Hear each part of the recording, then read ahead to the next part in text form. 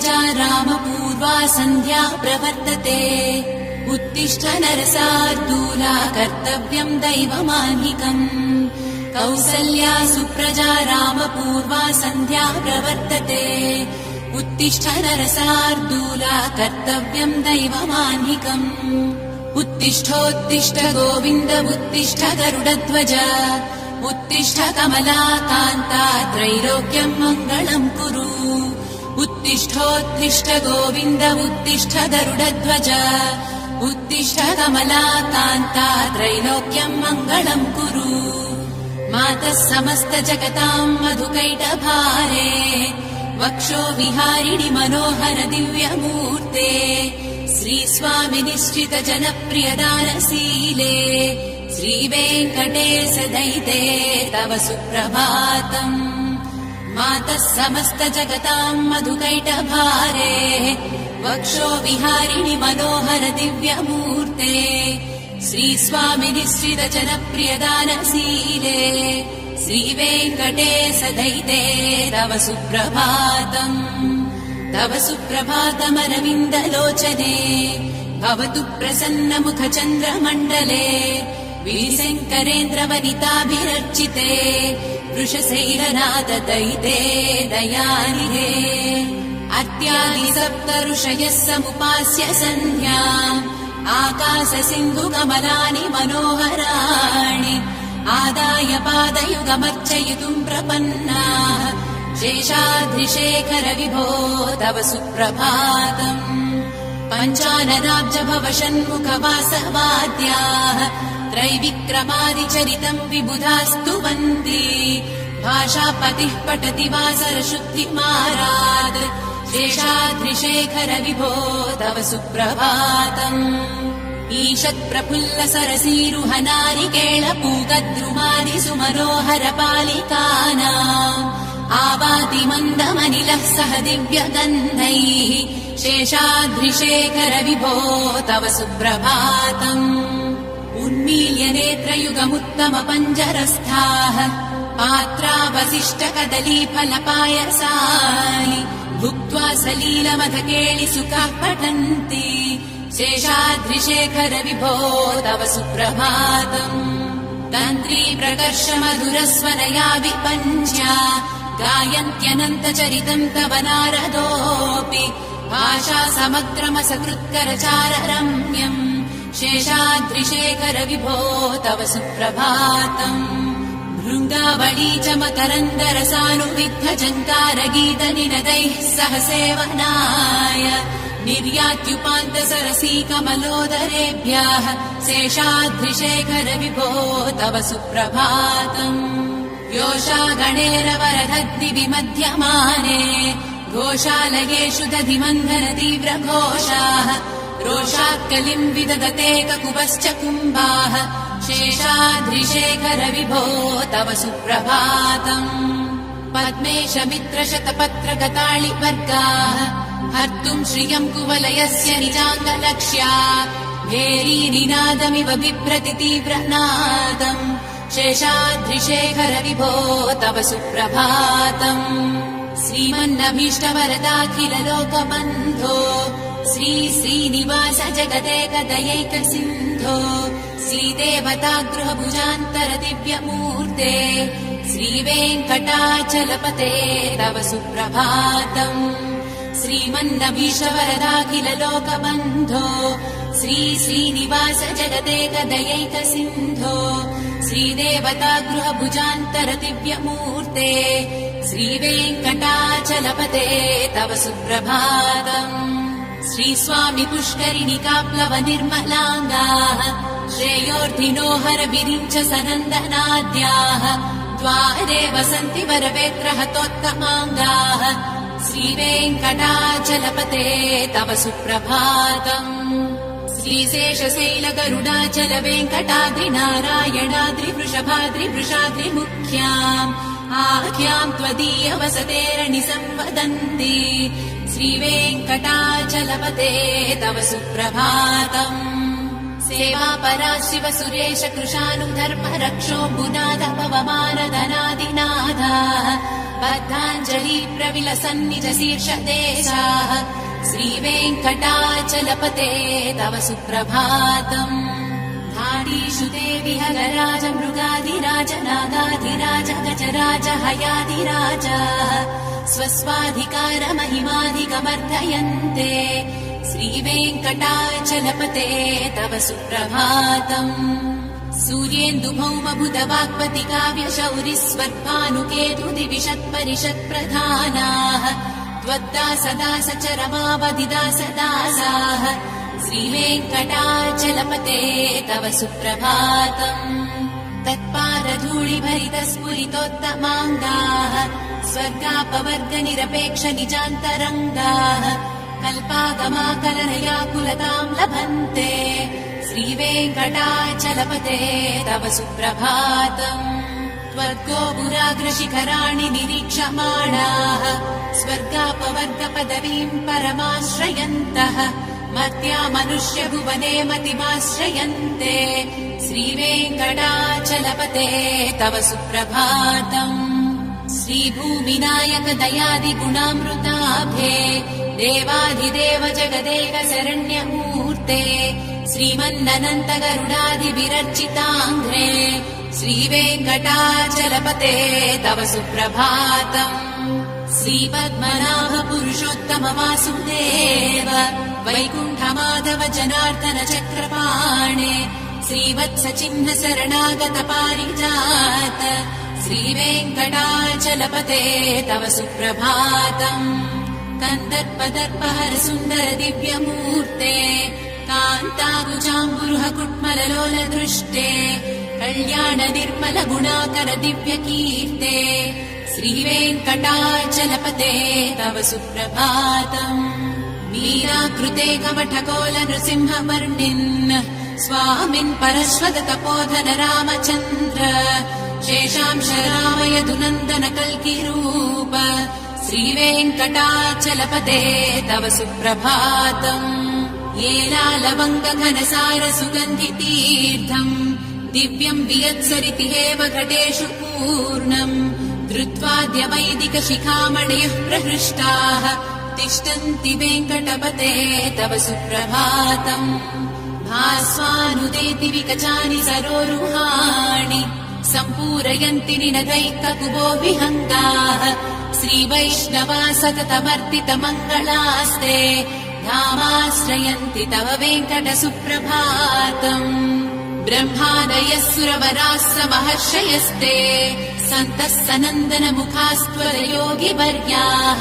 धामान्तिके तव हि मङ्गलवस्तु हस्ताः श्रीवेङ्कटाचलपते तव सुप्रभातम् लक्ष्मीनिवास निरवद्य गुणैक सिन्धो संसार सागर समुत्तरणैक सेतो वेदान्त वेद्य निज वैभव भक्त भोग्य श्रीवेङ्कटाचलपते तव सुप्रभातम् लक्ष्मीनिवास निरवद्य गुणैक सिन्धो संसार सागर समुत्तरणैक सेतो वेदान्त वेद्य निज वैभव भक्त भोग्य श्रीवेङ्कटाचलपते तव सुप्रभातम् इत्थम् वृषाचलपतेरिह सुप्रभातम् ये मानव प्रतिदिनम् पठितुम् प्रवृत्ताः तेषाम् प्रभात समये स्मृतिरङ्गभाजाम् प्रज्ञाम् परार्थ सुलभाम् परमाम् प्रसूते इत्थम् वृषाचलपतेरिह सुप्रभातम्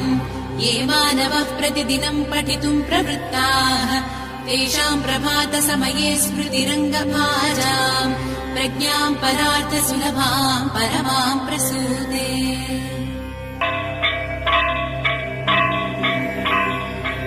कमलाकुचूचुक कुङ्कुमतो नियतारुणितातुलनीलतनो कमलायतलोचन लोकपते विजयी भव वेङ्कटशैलपते कमलाकुचूचुक कुङ्कुमतो नियतारुणितातुलनीलतनो कमलायतलोचन लोकपते विजयी भव वेङ्कटशैलपते स चतुर्मुख षण्मुख पञ्चमुख प्रमुखाखिल दैवतमौलिमणे शरणागत वत्सल सारनिधे परिपालय माम् वृषशैलपते अतिवेलतया तव दुर्विषहैरनुवेलकृतैरपराधसतैः हरितम् त्वरितम् वृषशैलपते परया कृपया परिपाहि हरे अधिवेङ्कटशैलमुदारमते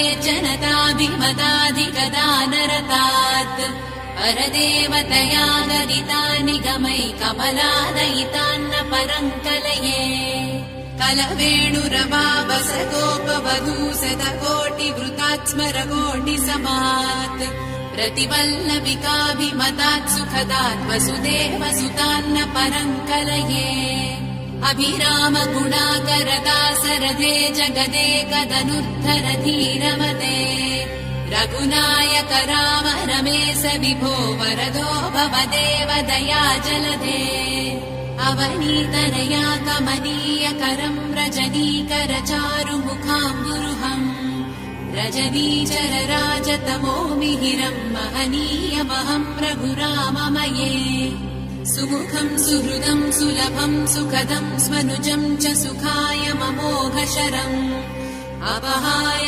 रघुत्वयमन्यमहम् न कथञ्चन कञ्चन जातु भजे विना वेङ्कटेशम् ननाथो ननाथः सदा वेङ्कटेशम् स्मरामि स्मरामि हरे वेङ्कटेश प्रसीद प्रसीद प्रियम् वेङ्कटेश प्रयच्छ प्रयच्छ विना वेङ्कटेशम् ननाथो ननाथः सदा वेङ्कटेशम् स्मरामि स्मरामि हरे वेङ्कटेश प्रसीद प्रसीद प्रियम् वेङ्कटेश प्रयच्छ प्रयच्छ अहम् दूरदस्ते पदाम्भोजयुग्म प्रणामे च यागत्य सेवाम् करोमि सकृत्सेवया नित्यसेवा फलम् त्वम् प्रयच्छ प्रयच्छ प्रभो वेङ्कटेश अज्ञानिना मया दोषान् शेषान् विहितान् हरे क्षमस्तत्त्वम् क्षमस्तत्त्वम् शेषशैलशिखामणे अज्ञानिना मया दोषान् शेषान् विहितान् हरे क्षमस्तत्त्वम् क्षमस्तत्त्वम् शेषशैलशिखामणे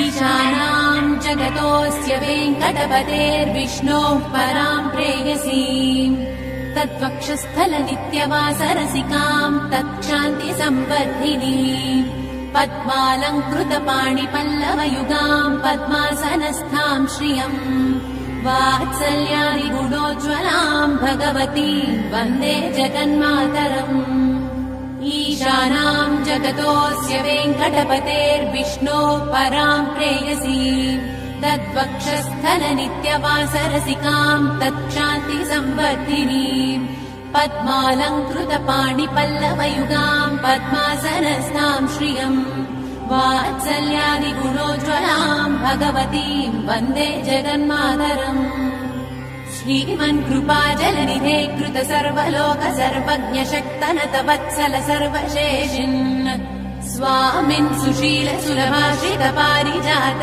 श्रीवेङ्कटेश चरणौ शरणम् प्रपद्ये श्रीमन्कृपाजलनिधे कृत सर्वलोक सर्वज्ञ शक्तनत वत्सल सर्वशेषिन् स्वामिन् सुशील सुलभाश्रित पारिजात श्रीवेङ्कटेश चरणौ शरणम् प्रपद्ये आनूपुरार्चित सुजात सुगन्धि पुष्प सौरभ्य सौरभकरौ समसन्निवेशौ सौम्यौ सदानुभवनेऽपि नवानुभाव्यौ श्रीवेङ्कटेश चरणौ शरणम् प्रपद्ये सद्यो विकासि समुदित्वर सान्द्रराग सौरभ्य निर्भर सरोरुह साम्यवार्ताम् सम्यक्षु साहसपदेषु तिलेखयन्तौ श्रीवेङ्कटेश चरणौ शरणम् प्रपद्ये रेखामयध्वज सुधा कलशातपत्र वज्राङ्कुशाम्बुरुह कल्पक शङ्ख चक्रैः भव्यैरलङ्कृत तलौ परकत्वचिह्नैः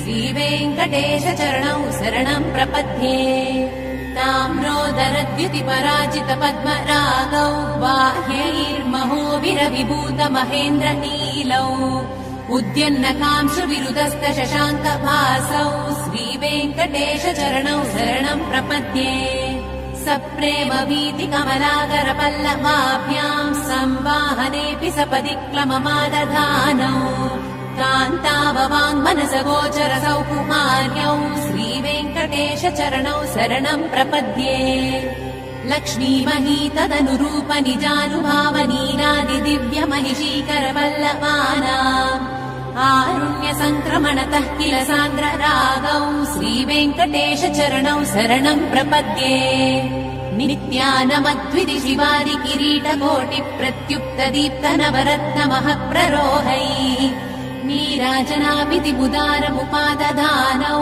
श्रीवेङ्कटेश चरणौ शरणम् प्रपद्ये विष्णोः पदे परमैद्युदित प्रशंसौ यौ मध्व उत्स इति भोग्यतयाप्युपात्तौ भूयस्तदेति तव पाणितल प्रतिष्ठौ श्रीवेङ्कटेश चरणौ शरणम् प्रपद्ये पार्थाय तत्सदृशसारथिना त्वयैव यौ दर्शितौ स्वचरणौ शरणम् व्रजेति भूयोऽपि मह्यमिहतौ करदर्शितौ ते श्रीवेङ्कटेश चरणौ शरणम् प्रपद्ये मन्मूर्तिकाळ्यपणे विकटाटवीषु श्रीवेङ्कटाद्रिशिखरे शिरसि श्रुतीनाम् चित्तेऽप्यनन्यमनसाम् सममाहितौ ते श्रीवेङ्कटेश चरणौ शरणम् प्रपद्ये अम्लानहृष्यदवनीतलकीर्णपुष्पौ श्रीवेङ्कटाद्रिशिखराभरणाय मानौ आनन्दिताखिल मनोनयनौ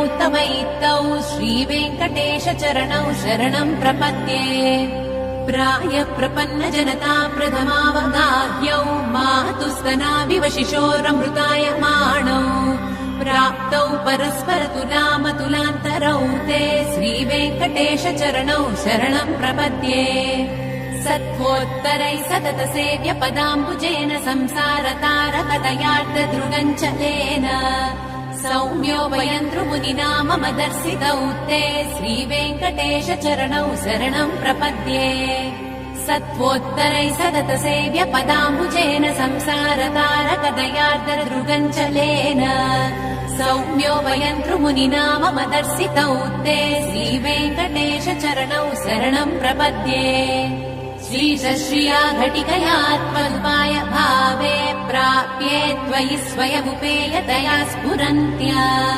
नित्याश्रिताय निरवध्य गुणाय तुभ्यम् स्याम् किङ्करो वृषगिरीश न जातु मह्यम् श्रीशश्रिया घटिकया त्वदुपाय भावे प्राप्ये त्वयि स्वयमुपेयतया स्फुरन्त्या नित्याश्रिताय निरवध्य गुणाय तुभ्यम् स्याम् किङ्करो वृषगिरीश न जातु मह्यम्